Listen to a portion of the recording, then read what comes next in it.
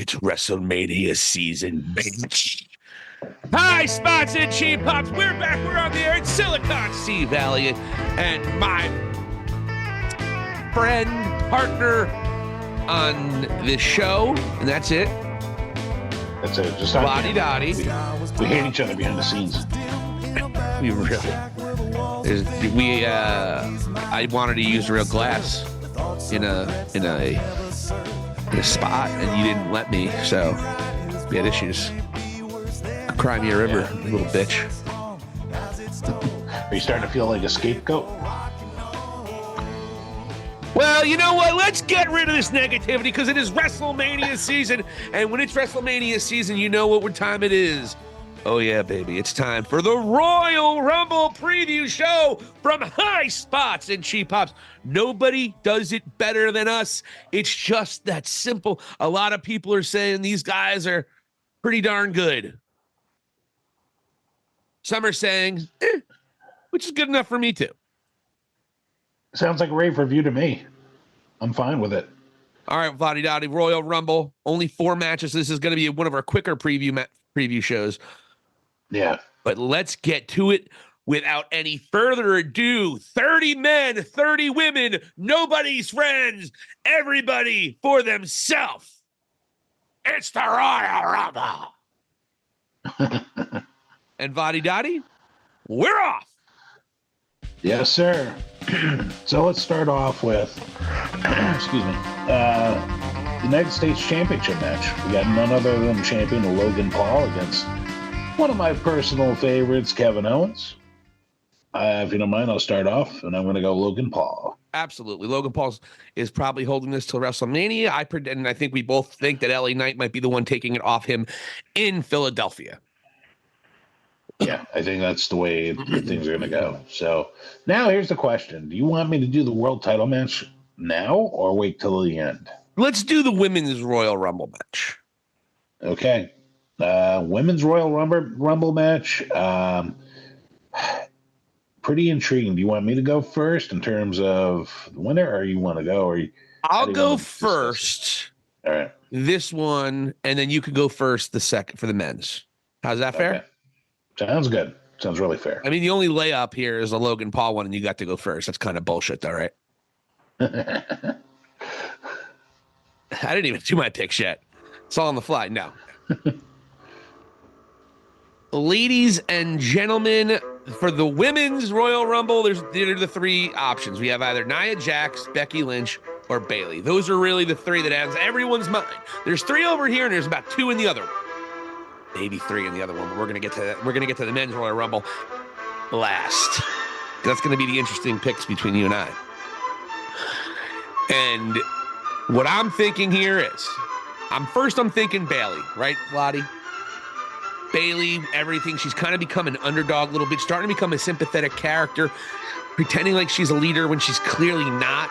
It's just literally you can just counting the days down until Damage Control kicks her out and beats her within an inch of her life. And then Becky possibly comes to her. But it seems that I don't know if it's Becky.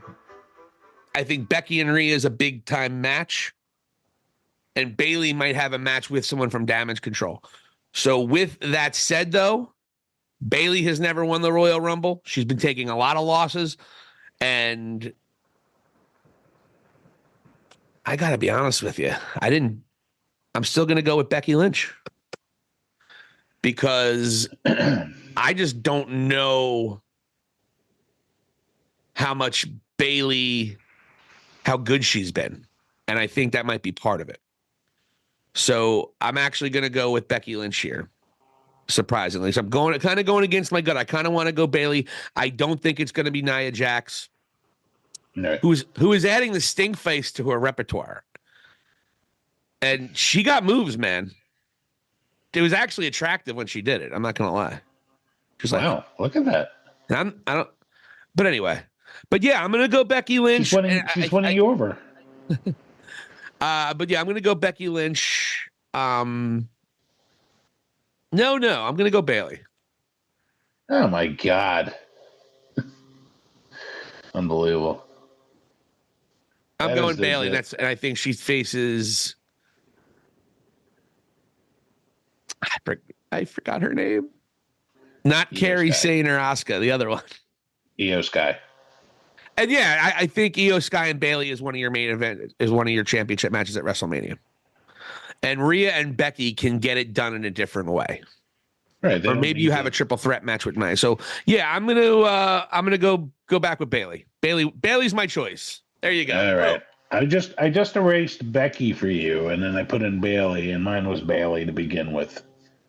So we're even Thank there. God I went first there. Then I couldn't have done that.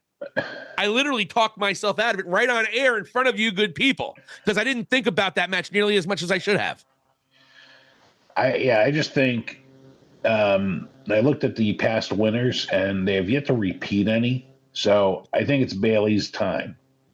And that way, also, it adds a little bit more shine on that match where it's Women's Royal Rumble winner Bailey against Io Sky, and, Bailey's the baby face, and, it adds a little bit more luster to that match. So I definitely think they're going to go that route. Becky and Rhea Ripley, they don't need any of that. Like, those two going at each other at this point, that's going to sell itself. So, yeah, I'm with you. Bailey's going to win that. Any surprise entrants, you think? Anybody you would name? I think AJ Lee is the one that's been widely speculated. And she might even be somebody that could win, to be honest with you. I'm not going to have the balls to pick her. But AJ Lee, I guess, would be the one that most people are speculating. Other than that, who have you heard? You have any ideas or any speculations?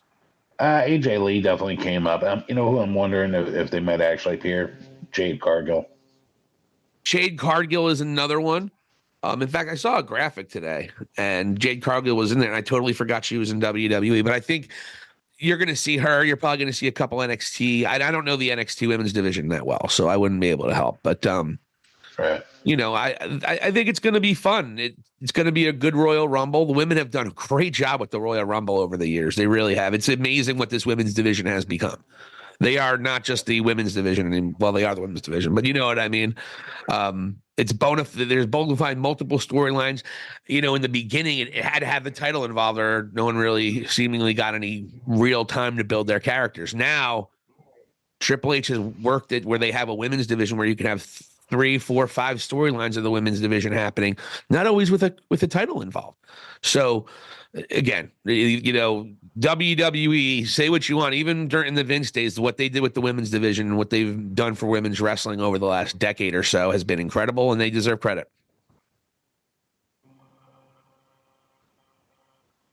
Yeah, spot on, man. Like, I can't say it any better myself. It's as good as it gets.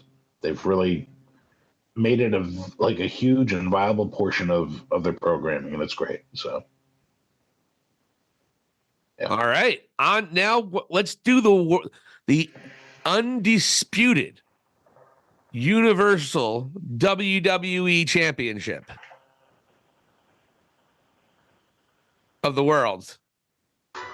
So, if we're talking about the world title match here, the Universal Championship, as I mentioned, Roman against LA Knight, against Randy Orton, and then against AJ Styles in a fatal 4-way match here that really unfolded in an entertaining way. I just love Nick Aldis, his involvement in SmackDown, and it's just add something to it. Heyman's been great, of course, and now we're about to venture into a new chapter here with Rome. In regards to this match, I thought all over it. I've gone back and forth quite a bit. I'm going to go with Roman. Well, there's the deal. Is this maybe the time? I don't think this is one of those times that you think maybe. There's only been about 3 of them. I think Cody was one. Drew McIntyre, and then this one. Most people knew Sammy was losing that match last year. Yeah. No one thought Kevin Owens was ever beating Roman. No one thought Jey Uso was beating Roman. No one thought LA Knight was really beating Roman. That one was close to a maybe. Just maybe catching lightning in a bottle, something crazy, but not really. This one is one of the maybes, but I think it's less of a maybe than the Drew McIntyre was, and certainly the Cody one was.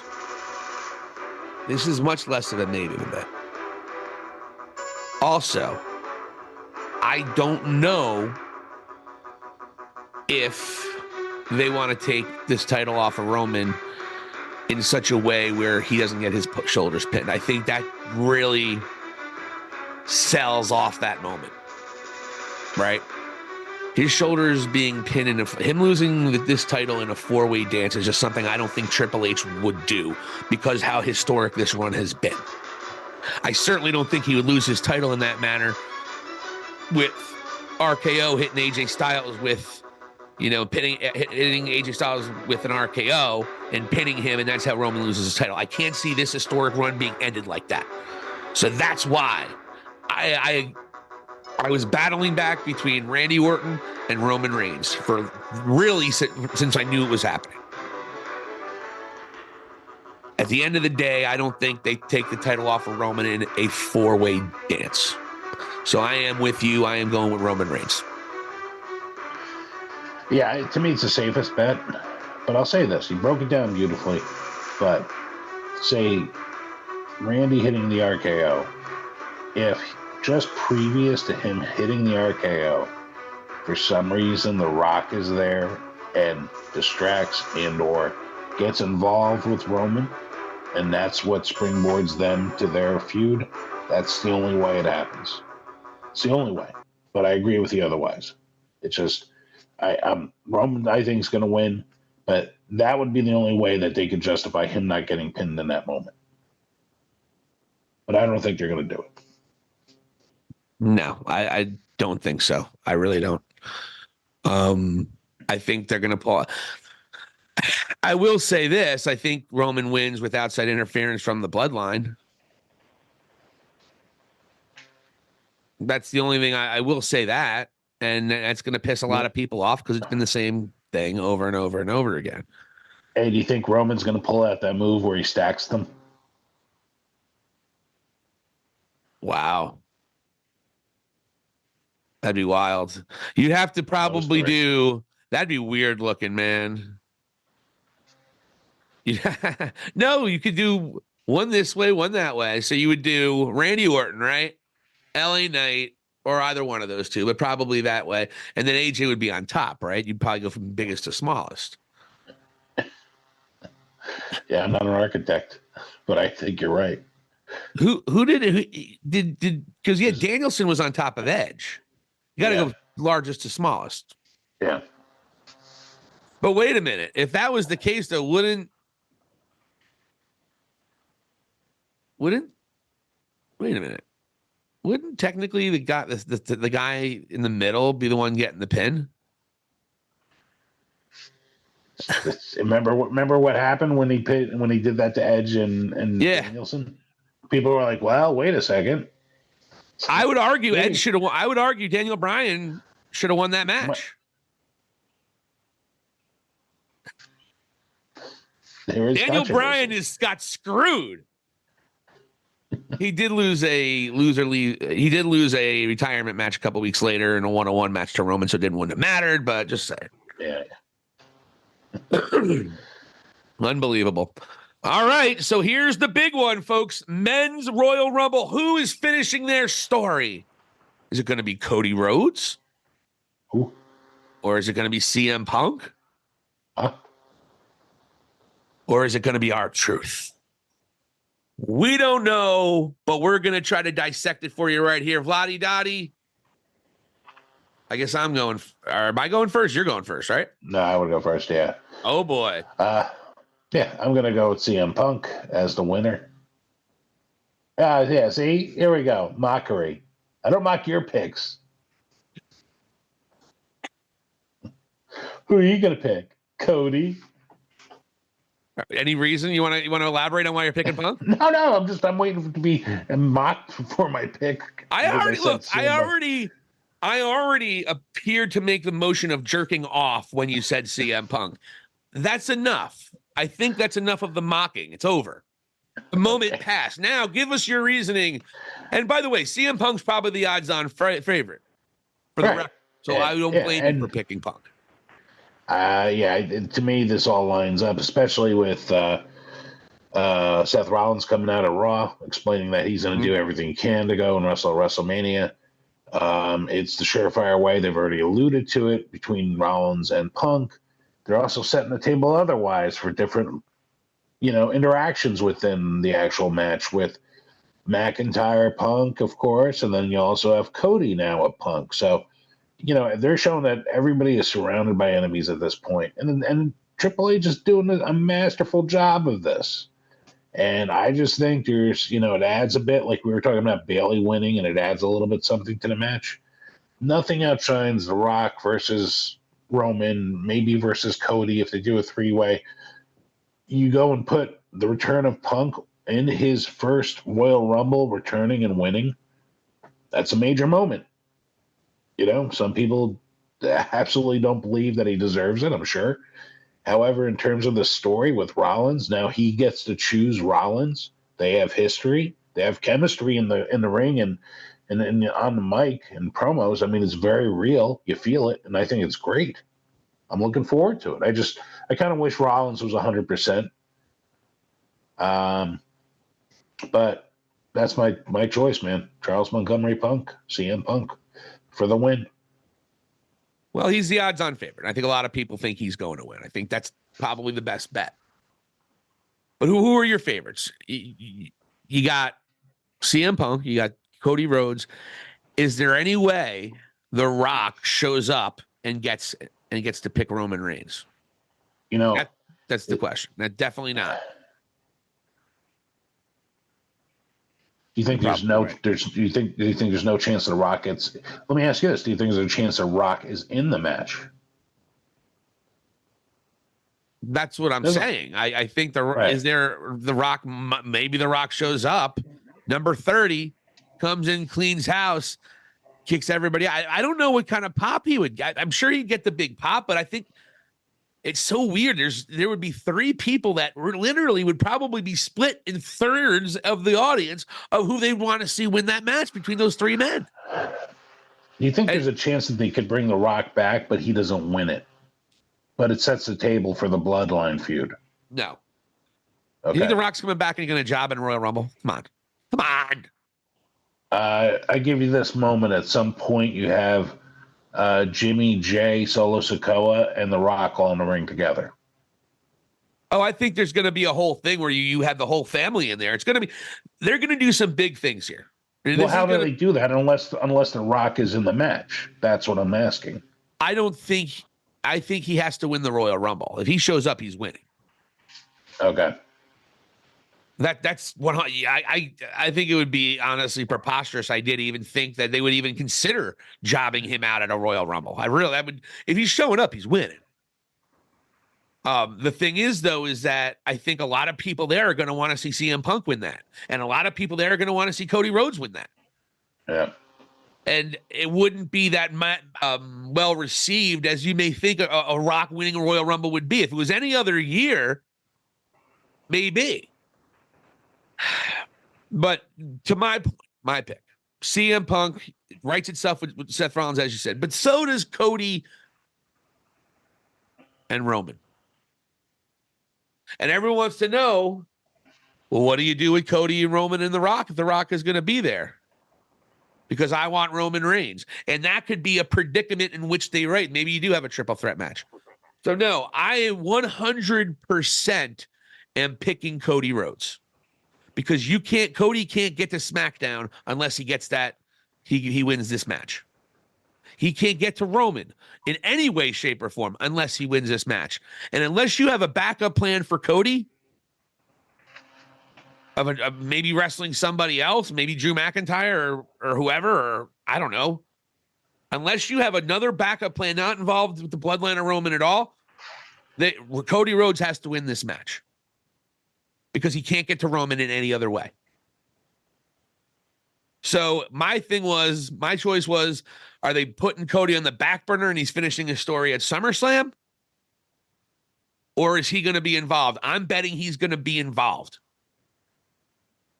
And I am betting that Cody Rhodes who smacked down that ass last night on Raw on CM Punk, cutting the same promo he cut in AEW 2 years before. Almost to the day, by the way, folks. Almost to the damn day. No bullshit. Look it up.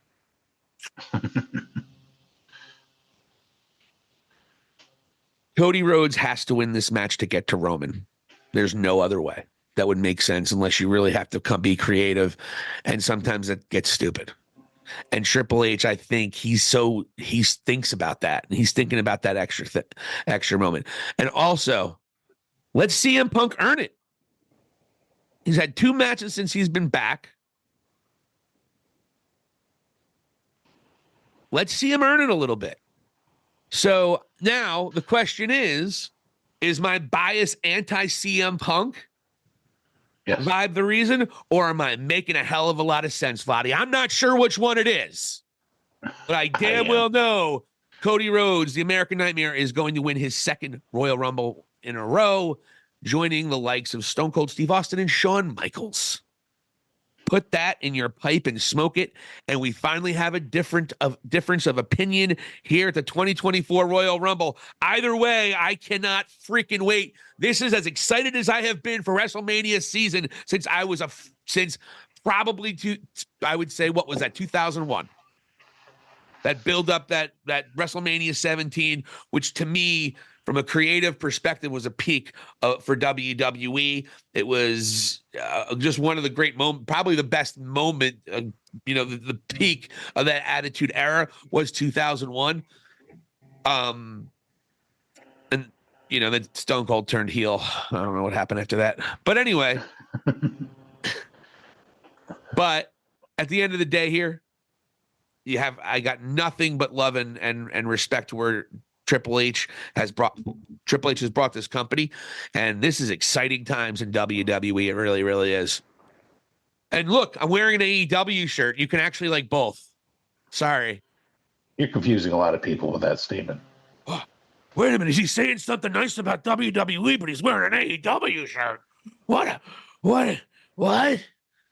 I thought he was an E-drone. I'd call them fat neckbeards, but I'm fat and have a neckbeard, so I can't say that. So, yeah, CM Punk and Cody Rhodes.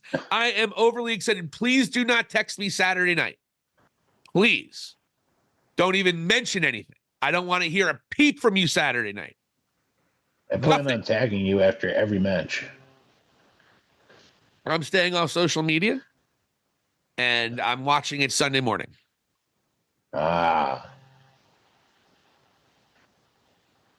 It is what it is. No, I understand. But it's going to be fun, and I'm just going to smoke a bunch of pot and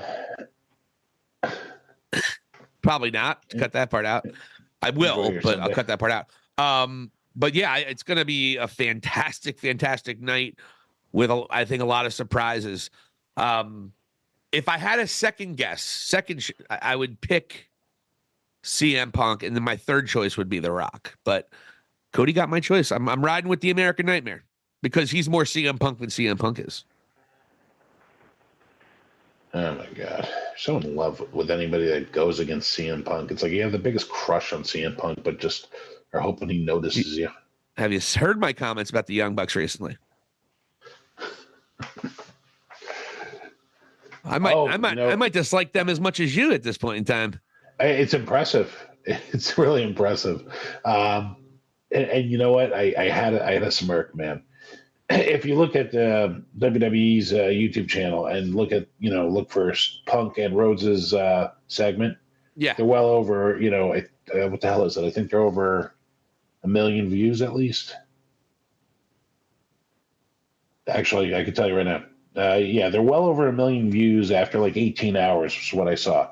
Is that a lot? It's funny. Don't they usually do like 150 million, half of these things?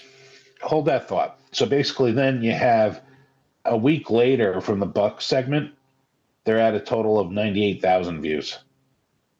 And it's a microcosm. Like, you had these huge, powerful entities from AEW highlighted on 2 different shows. And then I just love seeing that Cody and Punk moment just hit a home run with it, man. It was just great. Wasn't all. Let's talk before we get out of here today, and we'll get through in this now. Well, maybe you have enough content for for a full podcast now. Yay! I don't know. I was a little disappointed. It wasn't bad. It was good. It had some really great moments, but I didn't feel like it was either of their best. That's a fair statement. You made a good point. You made a good point today. I'm going to give you credit. Oh, that's awesome. I love credit. You made a good point by saying CM Punk is still being nice, CM Punk. The gloves haven't come off yet. And he gets a little bitey. It's getting hot in here. Corny. Spicy. He said spicy the other week. He's corny, dude. Corny Malouk. Corny Malouk Punk. That's my new one. Cult Master was better. Cult Master was the one I called it because a lot of his fans act like they're in a cult, but that's okay. But the niceties in the beginning I could have done without. But it was something to build. Like, okay, there is somewhat of a friendship there. Cody does not love CM Punk at all. He doesn't go out of really talk shit on CM Punk. But I just heard an interview today back from 2000, I believe 19, possibly 2018. It was one of Jericho's first two cruises, and he was telling a story about, and he was kind of talking shit on CM Punk. And I forget what the story was, but he was talking shit on certain people and acting like they were, leaders, whatever.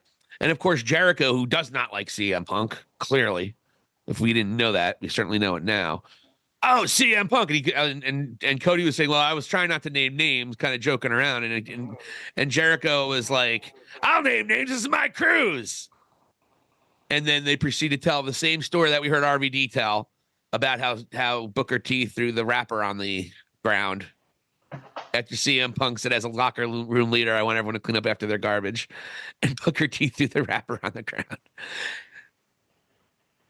It's hilarious. It's on our YouTube page in a short if anyone wants to go over there and check it out.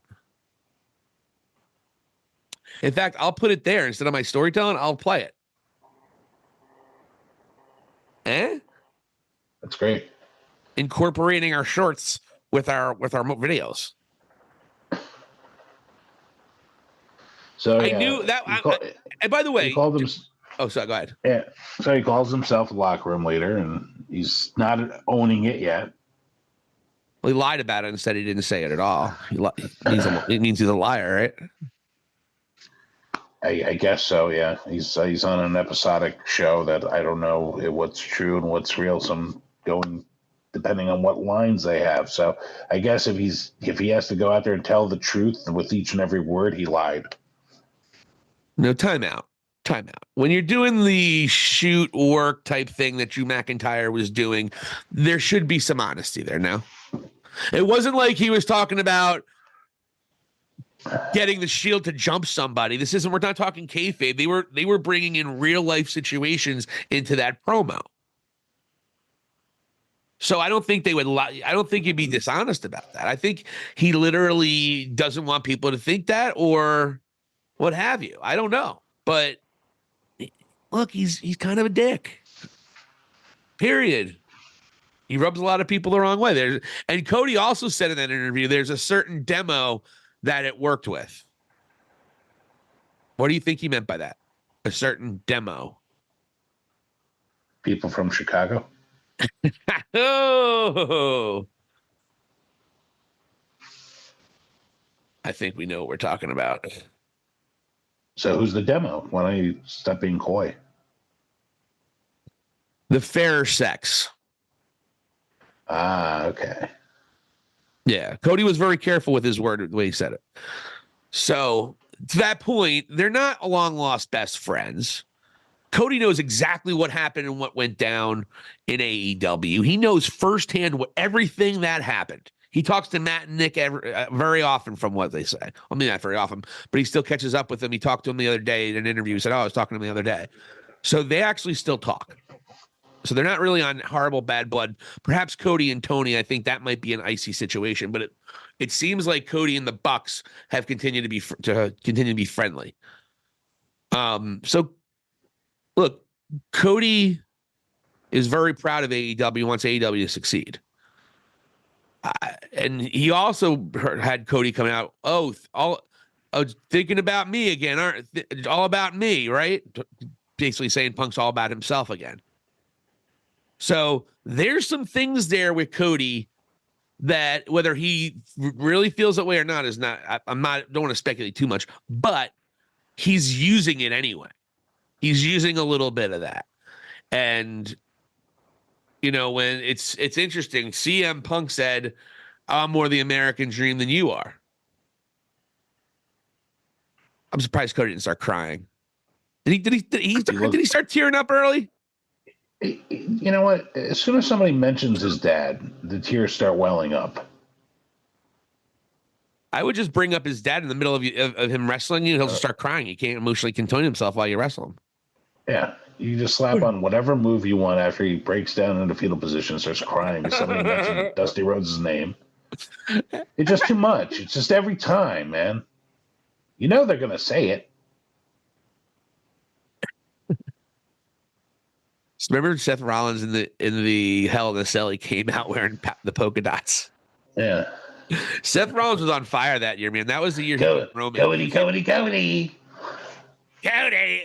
That was when I really started liking Seth Rollins. Well, actually, I started really loving Seth Rollins and realized that he's on another level than anyone else in the company when he had his feud with Edge. And the way how he put Edge over, particularly in that Hell in a Cell match I think they had over in Saudi Arabia. Wow. And I was like, whoa, Seth Rollins is on another level right now than anybody else in that company. And he has carried that out to the point where once he got that song, it was over because people sang with it. And then people appreciated how good and how much he's done in the ring and how much of a workhorse he's been. And look, people know what he did for Cody in that Hell in a Cell match too. Yeah. I mean, Seth Rollins has got to give it all the credit in the world. And to me, he's made the world championship the most prestigious of the two. And I know I'm in the minority there because I can say that about Roman, what have you. Well, because it's a title that's out there all the time. It's a title that no one has been able to get off him. And Seth Rollins is literally the only person to have a win on Roman Reigns in a one-on-one match this entire run. Seth Rollins beat him. Don't ever forget that. That's an unfinished story. And Seth Rollins, it sucks that his knees hurt, but as we reported yesterday before he went on air, we particularly me, we had mentioned, as we shift over to Seth Rollins, I had mentioned it looks like it's going to be a grade 2 tear just because of the way he was acting last week, and a grade 2 tear is 6 to 8 weeks. Seth Rollins came out last night, got everyone scared, did the falsie saying, we just don't know what's happening, da-da-da-da-da-da. But I could kind of tell when as he was walking out there, it was going to be all good. You know what I mean? And then he said, you didn't let me finish. Nothing's going to keep me out of whatever. So Seth will have to probably take about a month or so off of in-ring competition, maybe a month and a half. But that still puts him in plenty of time before WrestleMania, just like we suggested. And when Valli died, you see all these whack job a-holes, dirt sheet writers saying he's relinquishing the title and he's going to be out for months. And some were even suggesting he was going to retire. And I'm like, guys, MCL's not that big of a deal. Chill out. And so if he was a horse, they would have shot him. Yeah, it was. So we kind of brought some truth to the situation there because it's really easy to get the IWC all riled up with misinformation. Right, Brian Alvarez? Speaking of which, what happened with Brian Alvarez? You mentioned something to me in the tweet. What happened? He did something on, I guess, the Wrestler Observer radio show that they have. And he said that, I'll give you the term that he used. I texted you this a little bit earlier, but 1 second, man. Oh, okay, here we go. Yeah. So he was on, he sort of broke a story, and the quote was, it was quote unquote, he was told the The reason they got rid of the records and rankings in AEW is because that's what Punk wanted. And I'm like, again, here Punk is involved in WrestleMania season on the competition. He doesn't put out there any of his, his supposed sources. It's probably Nicholas and Matthew, let's be honest. And then he goes on their show and he says this. But the problem I have with this is that's what Punk wanted, is what you were stating. My question is, what did Tony Khan want to do with his own company? At what point do you start looking at Tony Khan as being a responsible party, responsible owner, and having the say in the direction of his own company versus saying, oh, that locker room cancer wanted to get away with the rankings? Well, Tony Khan had the ultimate decision there. Why don't you say, hey, Tony Khan was influenced by that guy? Much in a way he's influenced by our guys, by the way, but whatever. He talks out of both sides of his mouth. Tony Khan should own that. And, the thing is, too, it's like, I've made comments about that, just sort of in passing in some of the shows, like whatever happened to the ranking thing, like, this and you know what? Maybe he did it irritate and Punk thought it was stupid. But again, if Tony Khan liked it, had it there for a reason, says, you know what, Punk, live with it. We'll deal with it. But again, he lives rent-free with certain cliques over there. They got to keep on bringing up his name. It's so odd to me, the entire situation. Well, I 100% agree with you. Imagine blaming a wrestler. Now, you could certainly say Punk had an influence on Tony Khan, but at the end of the day, it's like they're all afraid to criticize Tony Khan. Like, all the wrestlers are afraid to criticize Tony Khan. Or I'm sorry, the upper wrestlers, because he's signing the checks. Exactly. So CM Punk is the bad guy. But yeah, Tony Khan, the buck stops with you. No pun intended. It stops with you. You are in charge. You are supposed to be the adult. You're not. You're a spoiled little rich kid who gets to play with real life dolls. And until you start booking better and being a real man about your business and a real businessman and a real boss, and not just this manipulated mark, twerp, that other wrestlers have called you, that's what we're going to get. Yeah. Oh, it's the wrestler's fault. It's the wrestler's fault. No. At the end of it's not about fault. It's about responsibility. CM Punk wasn't the owner. And the guy is about to have a high-profile, probable main event at WrestleMania. And the Bucks can't draw what? What'd you say they drew? 98,000? Yeah, in a week. 98,000 views on their big return interview. Should have been huge. And I liked it. People don't care about them like you do, Meltzer and Alvarez. Now, look, you're right. And it's frustrating to me because Tony Khan is the responsible one, whether we like to admit it or not. And when I see these AEW fans, these AEW sycophants defend the guy, saying, I can't believe you guys don't care what he tweets and you're fake outrage. There's no outrage.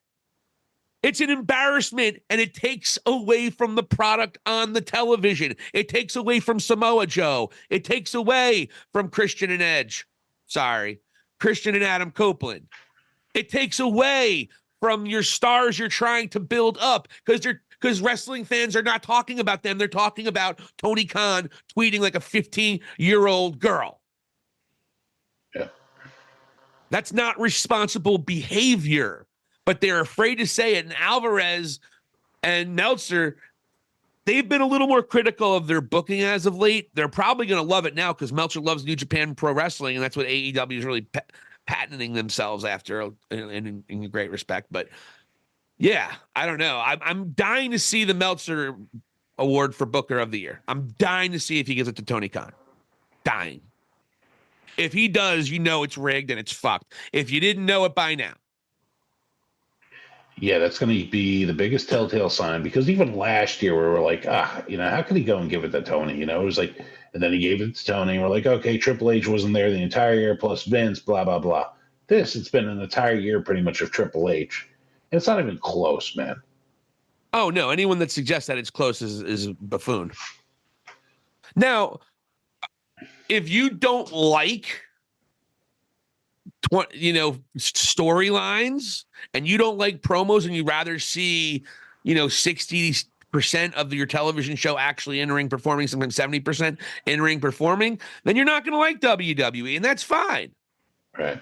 But you can't say it's bad for what they're doing. For what WWE is doing, they have been brilliant at it.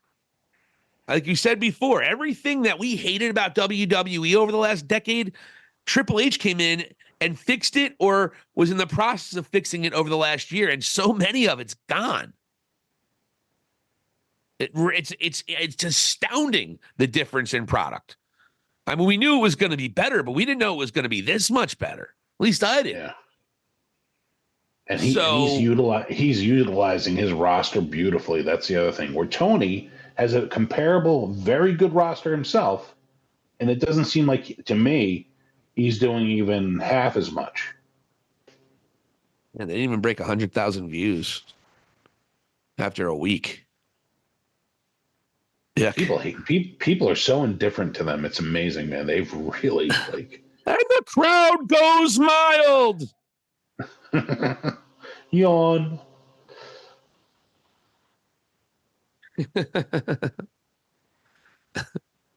You know what? Oh man, we have just even the way that the Young Bucks had the big return and nobody even cared. It's just funny, and it sucks because they need to be heavy lifters here on screen. They need to have a really good 2024. They really do. Or why are they still in the position that they're in? Just because they started the company? Right. And if that's the case, okay. They need to stir the pot, like, on camera pretty well, be involved in a couple segments at least. They need to, when they add to their group, it's got to be more than Cutler and just bullshit comedy. This has got to be, like, a little different. I'm telling you, man, the better faction would have been Adam Cole with the Bucks, Wardlow, and Jack Perry. That would have been a much better faction. It would have been a 10 times better faction and legit somehow. A lot more than these guys. Yeah. You know, and I mean, we're all over the place. This is like my ADHD on steroids with you, Vladi. Jump. That's what we like to do. We're in long form now. We knocked out our Royal Rumble picks. We got our videos. Now we get to sit back and snooze for the good people on Spotify. Hit that follow button, by the way, guys. Follow us. We'll put you to sleep with our sexy, soulful sounds. Go ahead, Vladi. Give them voices. Yeah, there you go, Vladi. But yeah, the Young Bucks really need to do some heavy lifting on screen. I'm going to be annoyed. I'm going to call this right now. If at some point it's the Young Bucks, Cutler, and Colt Cabana, I'm going to be so friggin' annoyed, man. They should call themselves.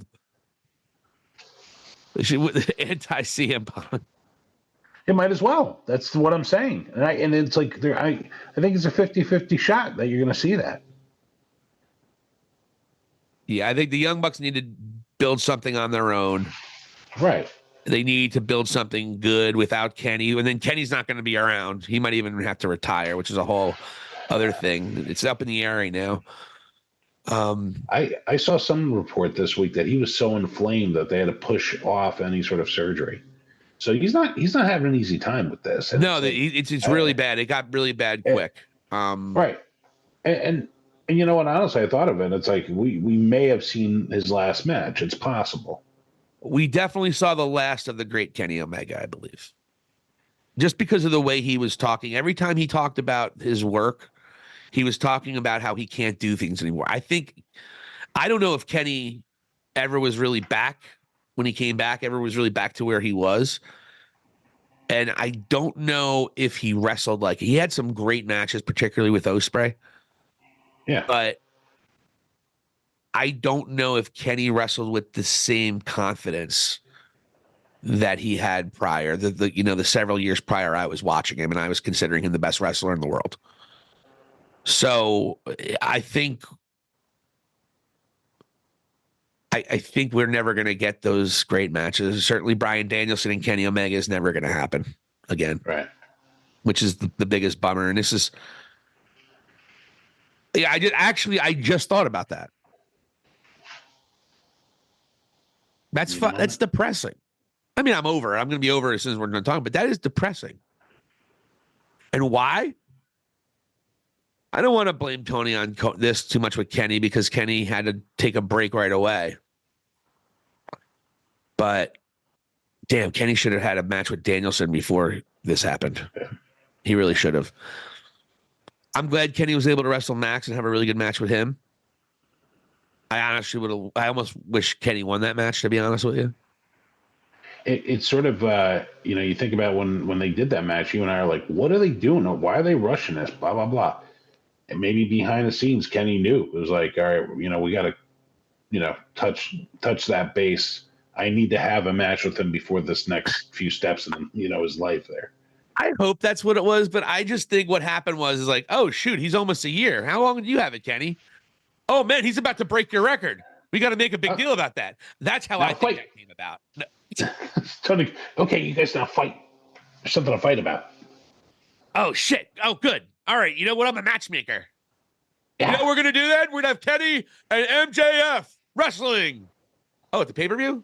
No. On Wednesday. Like a week from now? Like a week from now. Yeah.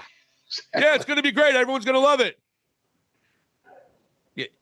You just booked MJF and Kenny for a Dynamite, on a random Wednesday a week from now. Yeah, I'm a great booker. I'm smart. Let's fucking go. Oh God. But the point of this is that Tony waited and waited and waited and waited, not just with Kenny and Bryan Danielson, but waited with so many things. Maybe tomorrow doesn't come for a lot of people for whatever reason. This is hopefully not career threatening to Kenny, but let's just hope he gets out of this okay and can have a normal life. He's never going to wrestle Bryan Danielson. He's never going to wrestle a lot of guys that we wanted to see. And a lot of people aren't going to wrestle who we wanted to see. Because Tony Khan is a fucking twat.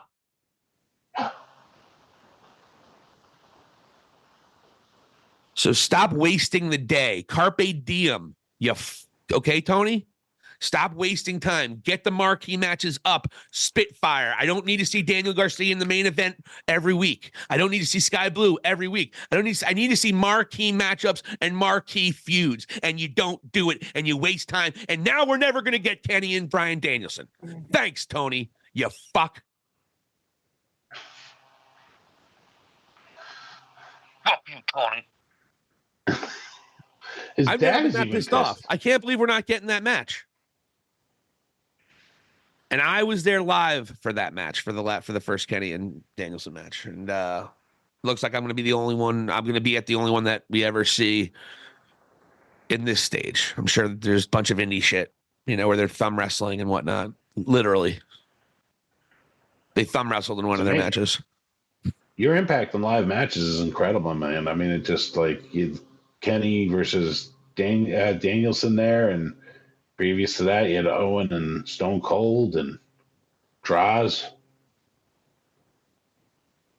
It's like you're the Prince of Death. Wait a minute. Kenny didn't get hurt in the Danielson match. It's probably the night he ended up starting to feel sick. What are you talking about? Diverticulitis or whatever he's got. No, I wasn't there. I was there too. I'm talking about 2 years ago at the first Grand Slam. The first match. That was like the kiss of death. You were in there. You didn't get sick then. That was 2 years ago. That's when, rumor has it, that's when it started. Are you serious? Yeah. Let's shoot. Yeah.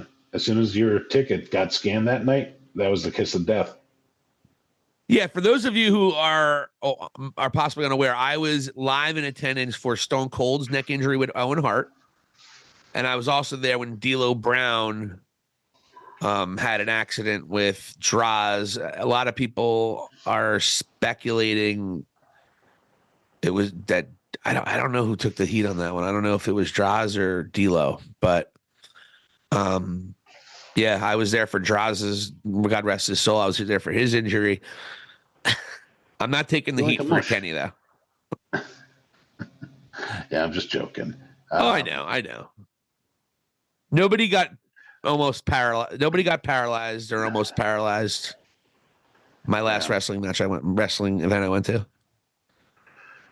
So yeah. So like, let me ask you this with the Bucks thing, and their their rise to new power here with this new sort of angle that they got going. Yeah. It's hard for me to like sort of envision them with whatever they're going to add to this group. And how does that compete with like the Callis family? Because to me, like the Callis family is becoming like a near perfect sort of faction, especially for AEW. Not for nothing. They need a tag team, don't they? Who, the Callis family? Yeah.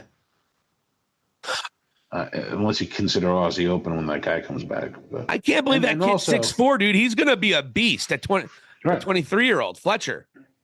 Yeah. Dude, he's going to be a monster star in this business. I'm telling you that right now. I thought he was great beforehand. Now that I know his size, WWE's going to... I can't wait for WWE to get them in 3 years. Yeah, it's going to be great. They're just going to take Fletcher and tell the other guy to stay there. He's getting better on the mic, too. He's not terrible. Yeah, and you know what? Like, what's really important is like the appearance and consistent appearance of Will Ospreay, and it goes beyond having him to wrestle each and every event. It just getting him on the microphone, being part of the show, being there with the Callis family. Like, I don't see what the Bucks can do to go and even try to compete with that. So. Can't beat him, join him. That's what I'm wondering, if the Bucks would be a good... Because it looks like Fletcher's kind of on his own. I believe he has the Ring of Honor Pure Championship, doesn't he? Or he has one of those. He has a Ring of Honor title. Did Callis get him a painting? Like, is he officially in? I don't know yet. No, I think that during that one segment, did Callis present him with a painting? He didn't. Was he even out there, though? Not. Okay. Yeah, he was. Yeah, when Sammy came out. I don't know. I don't think he did get a painting. Okay. If he got a painting, he would definitely be in. I think he's in. He's going to be... Someone's got to take the losses. And he's young, he's big, and he can learn a lot from some good people. Yeah. I would not mind Callis and the Bucks. You can work some magic there as heels with those guys. I really think that. And a lot of people don't think the Bucks are great heels. You think they're good baby faces? Are you kidding me? No. Look, they haven't been good in years. Let's see if they're good at anything right now, except for their in-ring. I mean, they have good matches in their little triples. They're two triple tag team title reigns. Those are trios, man. Trios. Yeah, the trios titles. The two insignificant runs they had that lasted about a month and a half. It was so important to get those belts out there. And now they're all in one faction. Yeah, no, it's like that's 6 belts there. Hey, man, everyone in the faction has a championship. That's a pretty darn... They all got belts. And none of them are significant. Yeah, and honestly, like, Bullet Club shouldn't be the ones with the Ring of Honor ones. They should just combine the two. Honestly, you should just combine the two companies at this point in time, because we're seeing how many Ring of Honor matches. I mean, every time Eddie Kingston's on TV, which I love Eddie Kingston, don't get me wrong, but I'm not 100% sold on how this whole Eddie Kingston thing is. I think it's silly. It's like he has one championship, but he has 3 belts because he defends them all at the same exact time, all the time. Right. And the one, is it a belt that he defends, or is it a title you win, or in a tournament you win? And I really would have been.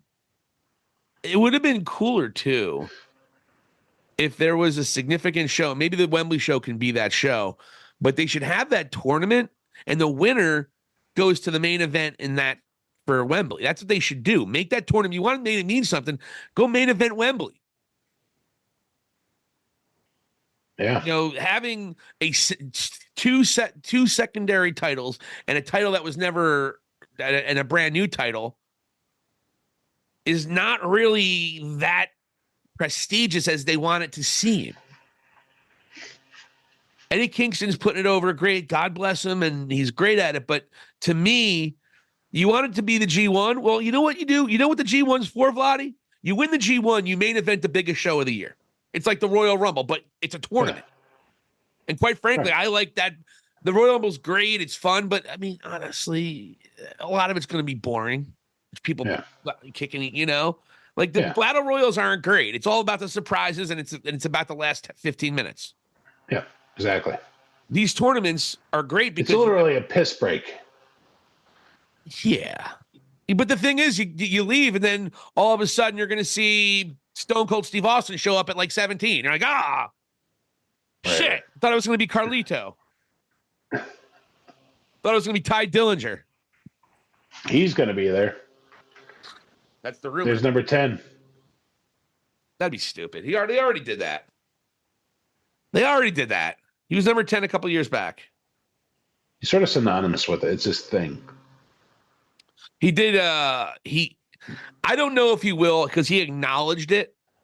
And usually when wrestlers acknowledge, he tweeted someone asking if he's going to be in this year, and he retweeted it with his eyeballs like that, like eyeballs watching. Yeah. I think if he was trying to keep it a secret, he wouldn't have tweeted if he was going to show up. So I don't necessarily think Dillinger will be there 100%, just because the way he acknowledged it was a little weird. Okay. Like, usually when the wrestler acknowledges it, they never show up. Okay. Doesn't really care about Dillinger. He got a big pop the last time. I'm sure he'll get a nice pop. I think so. All surprises do. And he was a little bit of, he had this organic rise. He had like the underdog vibe to him. Yeah, like, honestly, there was another one that Triple H used well. He's a good hand. Nicely. Yeah. Puts on a decent match. Fans dig it. It is what it is. Absolutely.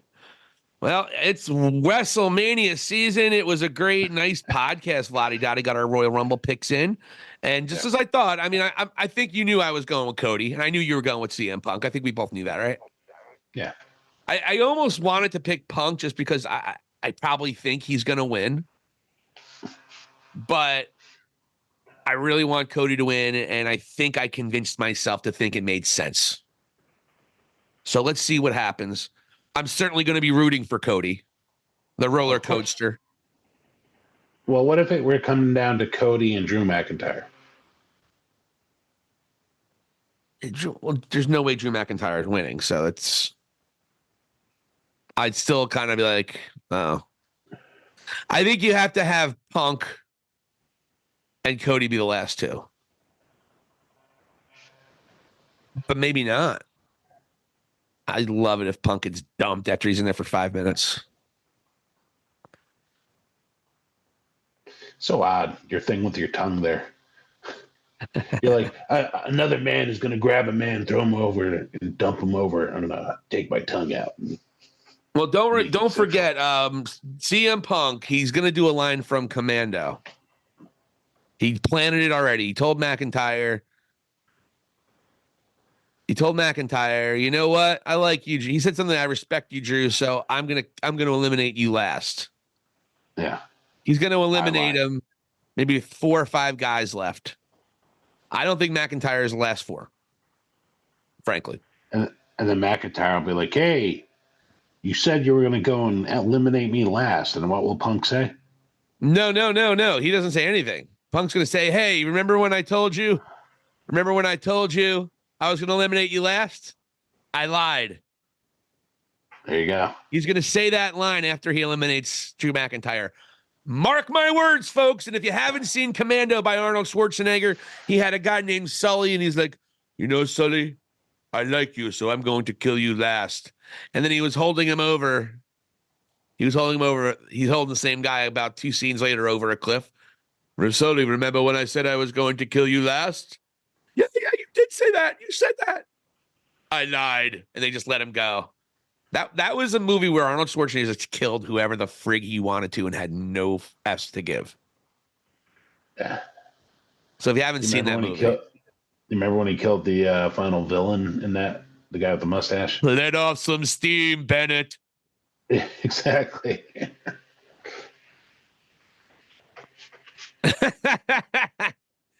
That might be my favorite Schwarzenegger movie. I'm not even going to lie to you. That was the first action movie I ever watched as a kid that I liked. As a kid, I love that movie. Yeah. I kind of fell off with Schwarzenegger. I didn't love Predator. I didn't love a couple of the other ones for whatever reason. I just didn't get into it. Terminator 2 I like. Terminator 1 I didn't think was that great. It was cheesy. Terminator 2 is great. Terminator 2 is an all-time. It's probably a top 5 action movie of all time. Commando's not. Commando just happens to be my favorite. Yeah. You know, speaking about action films, I watched Mad Max Fury Road the other night. Somewhat newer movie, right? The one villain guy sort of refers to himself as the Redeemer. I was like, son of a bitch. I'm like, that's where Miro got that. Yeah, well, he should get some airtime too now, right? He should get maybe progress things with him. He should get on TV before we forget about him. So he sent Andrade El Idolo off, who might be showing up in WWE tomorrow on this weekend as well. Seriously, he might. Yeah. Okada will not be, by the way, folks. I know we might have addressed this. Kazuchika Okada will not be in the Royal Rumble. His contract expires, I believe, next Wednesday, January 31st. The Royal Rumble's on January 27th. Oh. Do we understand why he can't show up at the Royal Rumble? So please don't give dirt sheet writers and these jerk off websites your attention if you see Okada debuting at Royal Rumble. They're lying to you to get your clicks. Period. Alvarez stated that Nick Khan did a backdoor deal with New Japan and got him out of the contract earlier. Are you serious? Nope. I just made that up. I could hear them saying that. Right. And CM Punk brokered it. Yeah. Because he speaks Japanese. CM Punk is trying to destroy AEW.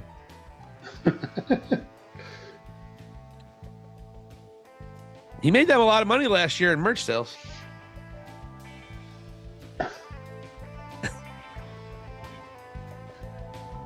Oh, boy. Well, this has been a delightful episode. I like how we're long form again, because we were doing the videos and we were kind of bop, and we haven't been able to really schmooze about wrestling. I'm liking this long form. We hit our points. I'm liking where the high spots and cheap pops are going in 2024. Biggest year yet, Vladi. Sounds good, man. Subscribers are growing each and every week for sure, so it's very cool to see that. Yeah, I've got some good videos, got some good interactions, and again, really interacting a lot on our Facebook group and a couple other groups that I've been in, trying to get the word out about our podcast and the things that we are trying to do here. We also are dropping these shorts, a lot of fun stuff. We're getting playlists. You can go back and see some of our comedy bits. Macho Man Randy Savage coming back. We interviewed Cody Rhodes, Shad Khan, and Tony Khan, and we're actually going to be, if you check it out, we just dropped another Shad and Tony Khan phone conversation. I don't know how we get these wonderful phone calls from Tony and Shad Khan.